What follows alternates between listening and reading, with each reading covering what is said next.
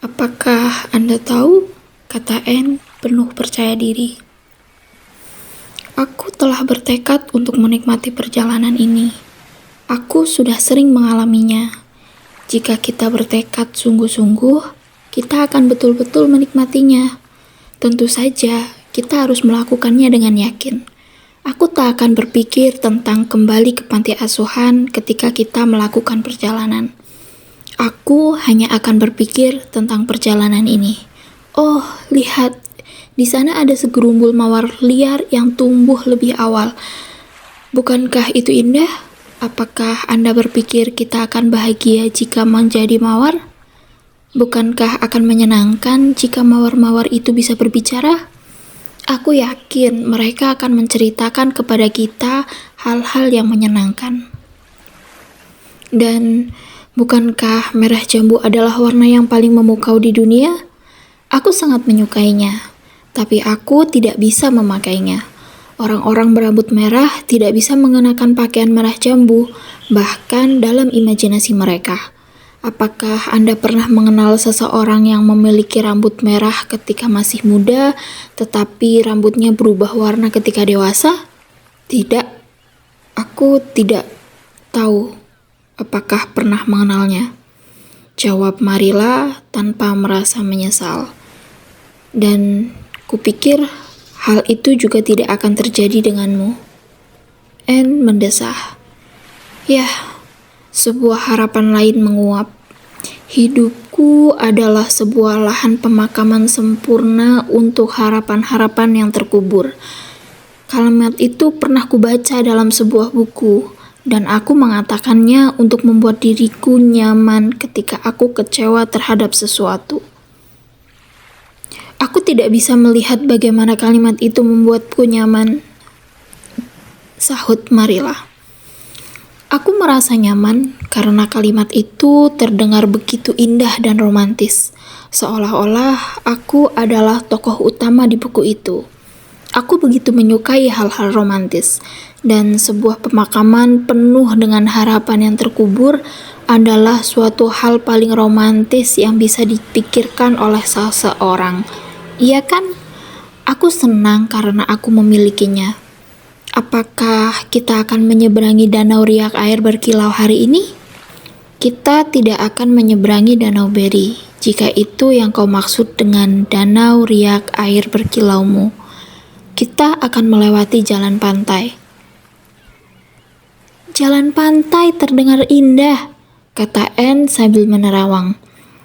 Bukankah kedengarannya menyenangkan ketika kita mengatakan jalan pantai?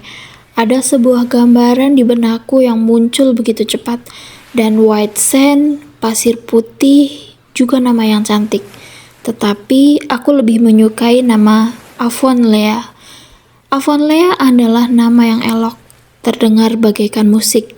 Seberapa jauh jarak White Sand?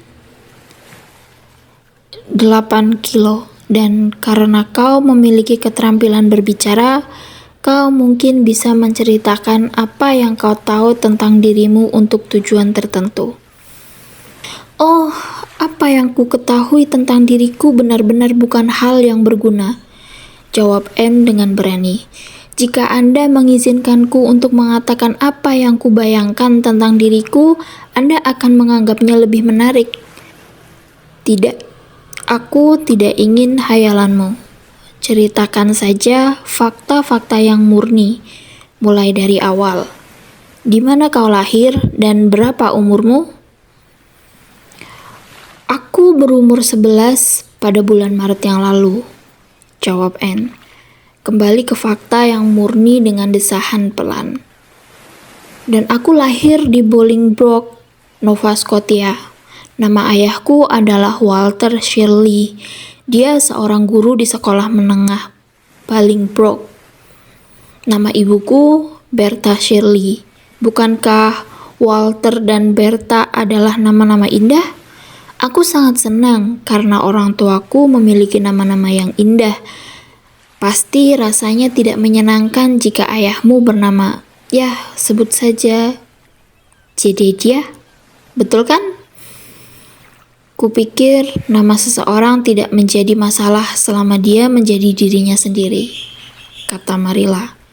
Merasa dirinya sendiri terpanggil untuk mengungkapkan ajaran moral yang bagus dan berguna. Yah, aku tidak tahu. Anne tampak berpikir keras.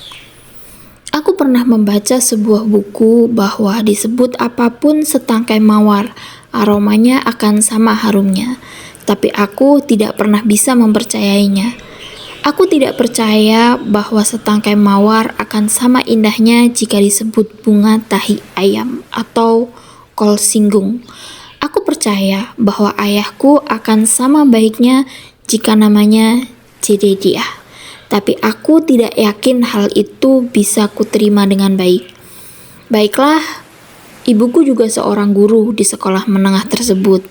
Tapi ketika dia menikah dengan ayahku, dia berhenti mengajar. Tentu saja, seorang suami sudah cukup bertanggung jawab untuk mencari nafkah. Miss Thomas berkata bahwa mereka adalah sepasang bayi yang semiskin tikus gereja. Mereka tinggal di sebuah rumah kecil mungil berwarna kuning di Bolingbroke. Aku tidak pernah melihat rumah itu, tapi aku membayangkannya ribuan kali.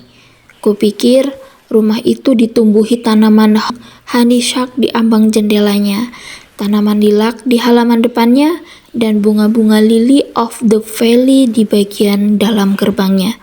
Ya, dan tirai-tirai muslin di setiap jendela.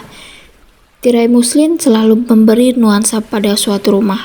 Aku lahir di rumah itu. Miss Thomas mengatakan bahwa aku adalah bayi yang paling biasa-biasa yang pernah dia lihat. Karena aku begitu kurus dan mungil, tidak ada yang menonjol selain mata, tapi ibuku bisa menilai daripada seorang perempuan malang yang datang untuk membersihkan rumah. Betul kan? Aku lega karena entah bagaimana ibuku merasa puas denganku. Aku akan merasa sangat sedih jika aku mengecewakannya, karena dia tidak hidup lama setelah itu. Dia meninggal karena demam ketika aku berusia 3 bulan. Aku berharap agar dia hidup cukup lama hingga aku ingat pernah memanggilnya ibu. Bukankah memanggil ibu merupakan hal yang sangat manis? Iya kan? Dan ayahku meninggal 4 hari setelah itu, karena demam juga. Karena itu, aku menjadi yatim piatu dan orang-orang sudah berada di luar batas kemampuannya. Jadi, Miss Thomas bertanya, apa yang harus dia lakukan terhadap diriku? Anda tahu? Tidak ada seorang pun yang menginginkan aku saat itu. Tampaknya, hal ini sudah menjadi garis hidupku. Ayah dan ibuku datang dari tempat yang jauh, dan keluarga mereka yang masih hidup tidak pernah diketahui keberadaannya. Akhirnya, Miss Thomas berkata akan mengambilku, meskipun dia miskin dan suaminya pemabuk. Dia menggendongku pulang. Apakah Anda tahu? Jika seseorang digendong saat bayi, hal itu akan membuatnya tumbuh lebih baik daripada orang lain yang tidak pernah digendong. Karena jika aku nakal, Miss Thomas akan bertanya, bagaimana aku bisa menjadi anak bandel, padahal dia dulu menggendongku, dengan nada menyalahkan. Mr. dan Miss Thomas pindah dari Bolingbroke ke Marysville, dan aku tinggal bersama mereka hingga usiaku 8 tahun. Aku membantu menjaga anak-anak keluarga Thomas. Ada 4 anak yang lebih muda daripadaku, dan aku bisa mengatakan bahwa mereka memerlukan pengasuhan yang cukup ketat. Kemudian, Miss Thomas tewas karena terjatuh dari kereta api, dan ibu Mr. Thomas menawarkan diri untuk mengajak Miss Thomas dan anak-anak tinggal bersamanya, tapi dia tidak menginginkan aku. Miss Thomas sudah berada di luar batas kemampuannya, jadi dia bertanya, apa yang harus dia lakukan terhadap diriku? Kemudian, Miss Hammond dari daerah di hulu sungai datang dan berkata, dia akan mengambilku. dan melihat apakah aku terampil menangani anak-anak. Jadi, aku pergi ke daerah hulu sungai untuk tinggal bersamanya di sebuah lahan kecil di antara tunggul-tunggul pohon. Itu adalah tempat yang sangat terpencil. Aku yakin aku tak akan bisa hidup di sana jika tidak memiliki imajinasi. Mr. Hammond membuka sebuah tempat usaha penggergajian di sana, dan Miss Hammond memiliki 8 anak. Dia 3 kali melahirkan anak kembar. Aku menyukai bayi jika jumlahnya tidak terlalu banyak, tapi 3 pasang anak kembar sekaligus sudah terlalu banyak. Aku mengatakan kepada Miss Hammond dengan sangat hati-hati ketika pasangan kembar ketiga lahir. Aku sudah terbiasa untuk merasa sangat lelah karena menggendong mereka. Aku tinggal di hulu sungai dengan Miss Hammond selama 2 tahun. Kemudian Mr. Hammond meninggal dan Miss Hammond menyerah mengurus rumah tangganya. Dia membagikan anak-anak kepada para kerabatnya dan pergi ke Amerika Serikat. Aku harus masuk ke panti asuhan di Hopetown karena tidak ada seorang pun yang mau mengurusku. Panti asuhan juga tidak menginginkanku. Mereka bilang, di sana sudah terlalu sesak, tapi mereka harus menerimaku, dan aku berada di sana selama 4 bulan hingga akhirnya Miss Alexander datang. Anne menamatkan ceritanya dengan desahan lagi. Kali ini desahan lega. Terbukti bahwa dia tidak menyukai pembicaraan tentang pengalamannya di dalam dunia yang tidak menginginkannya. "Apakah kau pernah bersekolah?" tanya Marilla, membelokkan kuda ke arah jalan pantai. Tidak benar-benar demikian. Aku pernah bersekolah sebentar pada tahun terakhir saat aku tinggal bersama Miss Thomas. Ketika aku pindah ke hulu sungai, sekolah sangat jauh dari situ, dan aku tak bisa berjalan ke sana selama musim dingin. Dan ada liburan musim panas, sehingga aku hanya bisa bersekolah pada musim semi dan musim gugur. Tapi, tentu saja, aku bersekolah selama tinggal di panti asuhan. Aku bisa membaca dengan cukup baik dan juga mengingat begitu banyak puisi.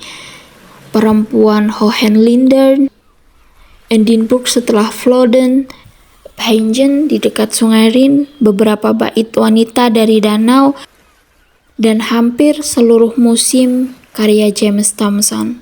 Bukankah puisi sangat menyenangkan karena membuat bulu kuduk kita merinding? Ada sebuah bagian dari buku bacaan kelima, Kejatuhan Polandia, yang begitu menggetarkan. Tentu saja aku belum sampai ke buku bacaan kelima. Aku baru sampai ke buku keempat, tapi gadis-gadis yang lebih besar biasa meminjamkan kepadaku. Apakah para perempuan itu, Miss Thompson dan Miss Hammond, baik kepadamu? Tanya Marilla, melirik Anne dengan sudut matanya.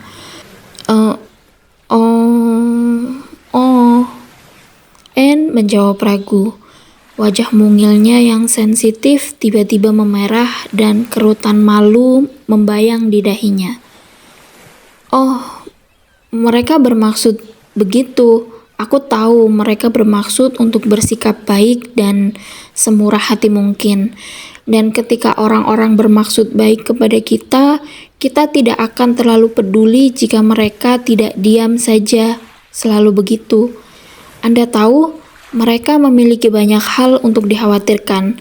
Memiliki seorang suami pemabuk pasti sangat melelahkan, apalagi memiliki 3 pasang anak kembar sekaligus.